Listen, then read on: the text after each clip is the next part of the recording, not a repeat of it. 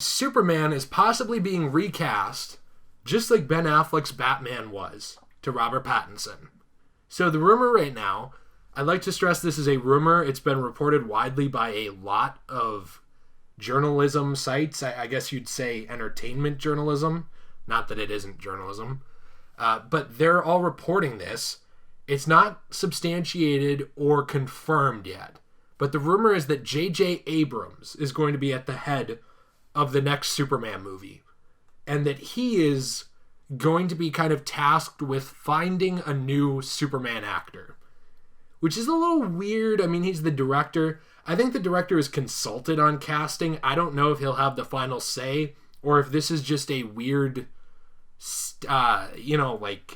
situation where it's like, oh, this is JJ Abrams, give him whatever he wants. I don't know. It could be.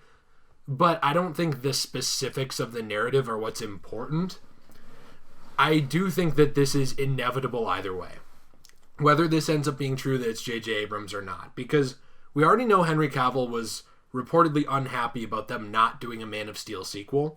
By the way, don't blame him.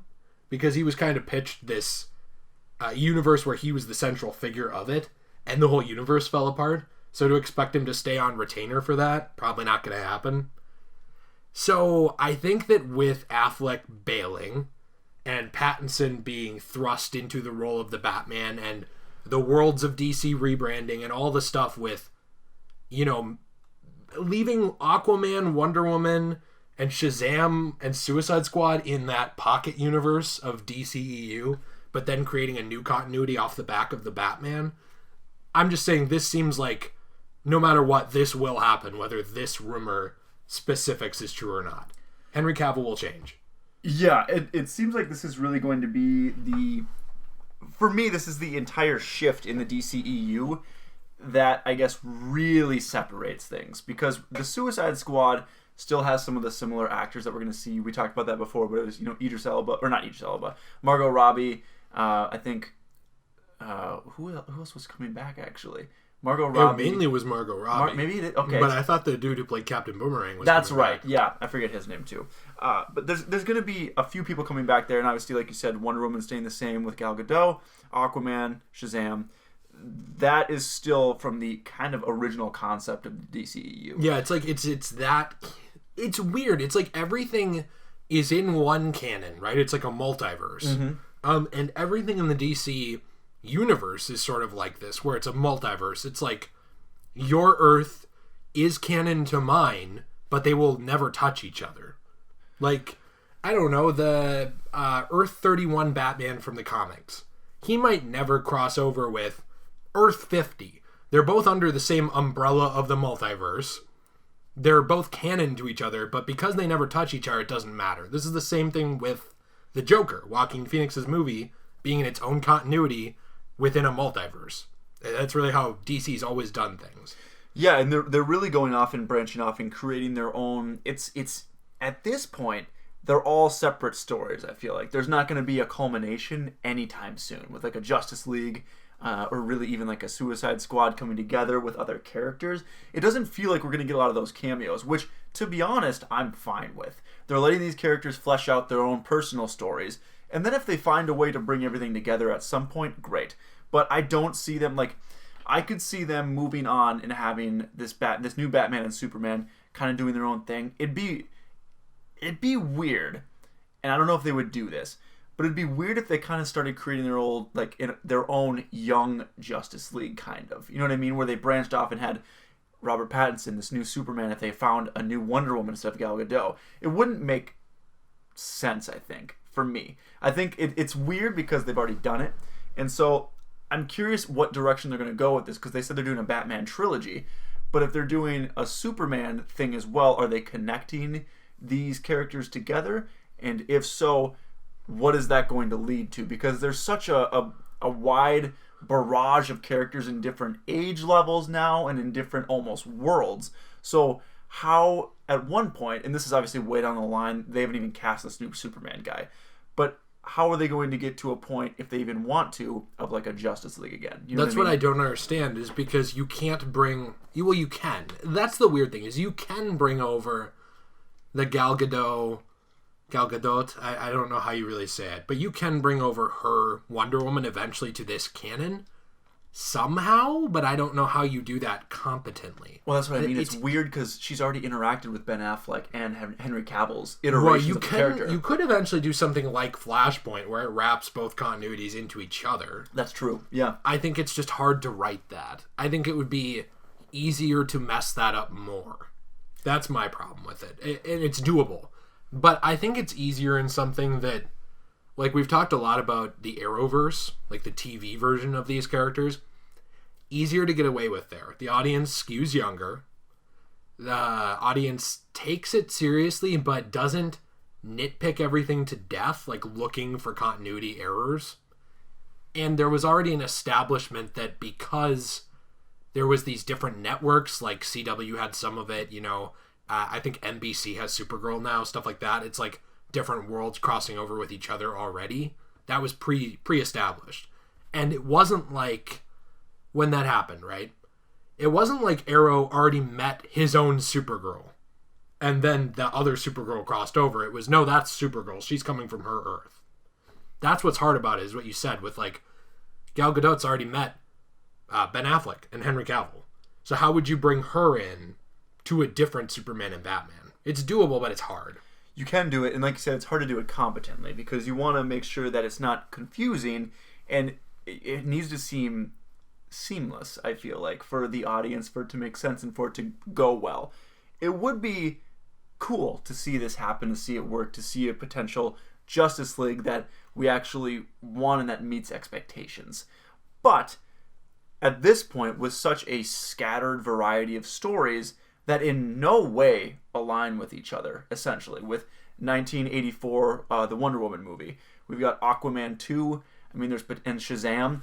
All of those could potentially coincide at some point, but they don't need to at this point. They've kind of just moved on, and they can almost just do their own personal character development. So I guess what I'm getting at is that long term, I like this. I like the idea of it just being the own character stories, but it always seems to lead to some form of the characters connecting with each other at some point. And I'm wondering how that's going to happen competently.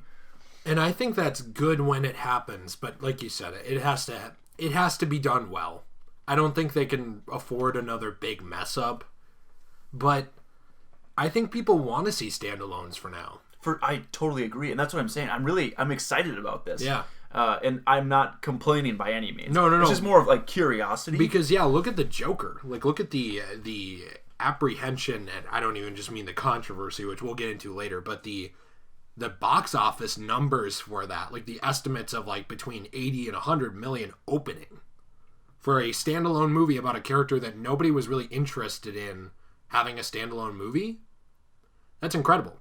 It's crazy, and I feel like, not really to push back at them, but people have wanted, they always go see the Joker. The Joker is a huge draw, but without Batman, I think without a Batman dynamic, I think people were like questioning the idea of a Joker film by itself. But really, all it took was that one trailer to come out, and it's like, oh, this will work. Yeah, the one trailer, the Sundance response, the original critical response before it became political. I think all of that really helped. It's just, this whole thing is so confusing. The DCEU is something that for some reason I keep caring about, and I don't really know why I do at this point. I think it's just because I love the DC Comics characters.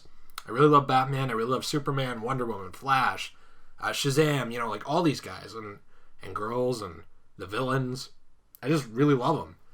And it's like, even the bastardized version we got, like, of Justice League, it's like, I would still rather that existed than nothing. Now, I want the Snyder cut. Right. I do. Right. I haven't, shown up with picketing signs right. like some people have. Good on you, actually, for, standing up for what you want. I'm not that passionate about it, but I want it, and I try to make my voice heard on it. That's why we've done a couple videos talking about Justice League and the mishandling of it. But that's what the DCEU is. It's a big mishandle. It's a big mistake. Kinda, yeah. But it's turning out, in my opinion, the mistakes, I wouldn't say they're necessarily learning from them, but they're adapting from the mistakes. Is kind of what I'm seeing now. We're getting to a point where it's not like, oh, we've learned. It's like, oh, let's change and go in a different, which maybe I guess you could call as learning. But they're changing their whole approach to their universe. And we've talked about this before, but going in a direction where it doesn't have to be a rushed MCU, essentially, is what it was. It was a rushed, underdeveloped version of the Infinity Saga is kind of what they were going for. They rushed to Avengers 1 before they had established really... They rushed to Avengers 3. Pretty much. They tried to make Justice League like Infinity War in a way. And Batman vs. Superman was almost Civil War, kind of. Yeah. You know what I mean? That's kind of what it was. Like, they tried to make a Civil War before introducing the other side. Yes. And I talked about... I actually really like BVS Ultimate. I do too, yeah. Problems in it, but I really like it. I think Man of Steel is a really good movie, actually. I don't really understand the criticism of it because this, again, it's a little bit like Superman before he's really Superman. Like, yeah, he's Superman, but he's learning. He's becoming the character in Man of Steel. He's not, 15 years into his career established, like, throw himself in front of every train to save every civilian. He's like, yeah, I'm trying to stop this guy from destroying the world. So you bet I will ram him through this building with 100 people in it to save 1 billion. And it's like, that sucks. You can tell he doesn't want to do it, but he does it. And it's like, whereas, established Superman would probably grab Zod, slam him up into the atmosphere, and try to fight him up there instead of in Metropolis. Right. I get that. That was not this movie. So I think a lot of times people come at the DCEU with criticisms that it wasn't meant to address yet. They were looking at it from the lens of Superman's a character that's been around, 70 years? Actually, probably more because Batman's 80 years old. So I think Superman's about... Superman 80. Was in the early 30s or 20s, I thought. Yeah, so he's almost 100. Yeah. And they're looking at it from this continuity of the soul of the character has been around 100 years. He has in specifics changed. The soul of the character hasn't. Superman has stayed Superman. And so you look at it from the established, but that's not Superman. You're right, it's not. It's a guy trying to become Superman.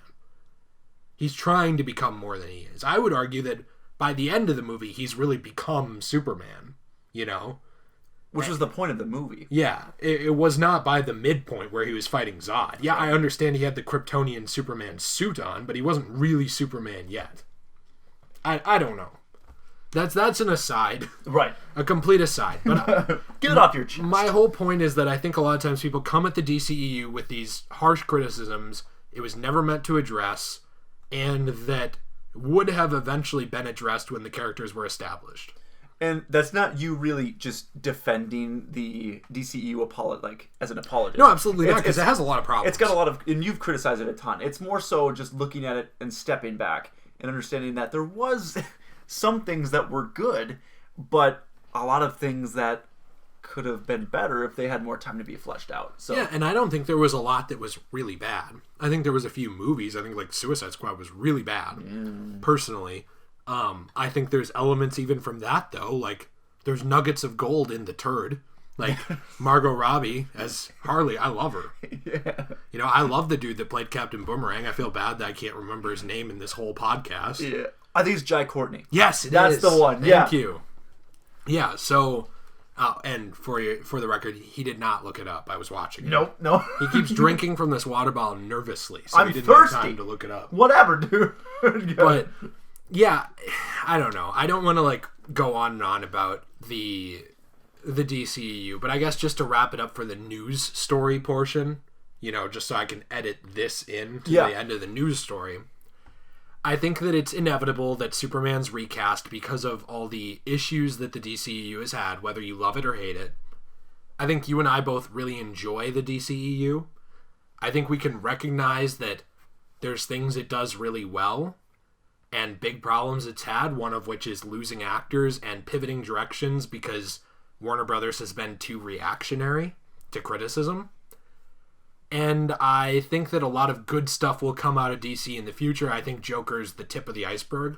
I think we're going to see the Batman. I think that'll be great. I think that after the Batman, whatever the next Superman project is, I think it has a lot to live up to. And for better or worse, it will live up to the people who criticize Man of Steel. Like, it will need to. And I think JJ Abrams is if that's true, which is, it's purely rumor right now based on what you saw. If JJ Abrams is in charge of that, I like the chances of it being a good film. Yeah, I think he's a great director. He has a great vision for characters and for stories. Well, he's also able to appeal to the past, which Superman is definitely a character of the past in the present. Mm-hmm. You know, he's very much in the same way Wolverine is the World War II vet stuck in the 30-year-old's body eternally, suffering from post-traumatic stress disorder and all this stuff, walking around having to cope with being eternally young. He's, a man out of time. Superman is a man out of time. He has the values of 1950s to 1970 America in 2019 or 2020.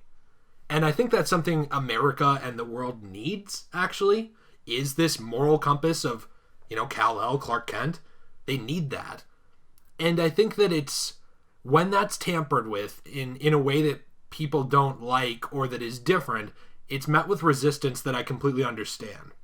And I think that JJ Abrams is probably one of the best directors to look at the past, say, what was good about that? How do I modernize? You can see it in The Force Awakens. I was going to say, that's exactly what he did with The Force Awakens. There was a lot of, for me, when I first saw the movie, I felt it was almost a clone of the very first one. What's the name of the first movie? The New Hope. The New Hope, that's what yeah. It's embarrassing. But yeah. No, that's okay. For clarification, you've watched all these movies probably like twice and did not grow up with them. No. I think they're great. You're a Harry Potter kid. So yeah. But episode 4, essentially then, I thought it was a great, it almost felt like a clone to it in a lot of ways. Like they got up to the Death Star. It was just a lot of really similarities. But he did it after watching it again later. I thought it was done in a very unique, interesting way, and it had kind of the same general foundation, but he changed so much within that, on top of that. So, yeah. Which I think he could do really well with the idea of Superman, like you said. So I think that's a good point. And I think that he could take those values that Superman embodies and modernize them, bring them to current day, and sort of present it as like, yeah, he's a Boy Scout, but like in a world where everybody's kind of messed up and morally corrupt, from like, the lowest person on the streets of Gotham to like the highest politician in the White House of, whatever universe you're talking about. I think that they need that moral compass. I think DC, especially even more than Marvel, needs that moral compass because of how corrupt their world is. And I think that DC is a world that's amazing, that embodies the worst of our world and the best. I would say Marvel is the best of our world, like bad things happen, but like the heroes are like pinnacle, they're like good people, and there's ones that aren't, but overall it's like the MCU, it's like this is the best of what humanity can achieve. There's a lot of people that get down in the mud, in DC, like Batman being one of them, where it's like he is no Boy Scout. The dude's willing to put people in traction to prove a point. 100%. There's even versions of Green Arrow that's like that too. Yeah. Very dark. And I think it's a nice shake-up from what you see in the MCU. And that's what we've talked about too. It's a nice, darker shake-up. And I appreciate when they explore those avenues of the character that are quite a bit different than what you would normally see on the big screen, especially today. Yeah. I don't know. That's really all I have to say about it. I think JJ Abrams would be a great place to start with this movie. I think if anyone could do it, he could. But I don't know if it's really him. I kind of hope so now, looking at it. And I would rather have this. I would rather have a Superman reboot than no Superman. I love Superman. And I'd love to see a different portrayal of him. He's, to me, a little bit like James Bond, where it's like, there's always somebody else playing him. It's always its own spin on it. The Tom Welling is never the same as Brandon Routh, is never the same as Christopher Reeves. Christopher Reeves is never the same as Henry Cavill, and yet they're all Superman. And I think that's really cool. And I think he's kind of a timeless character in that way. Batman's the same.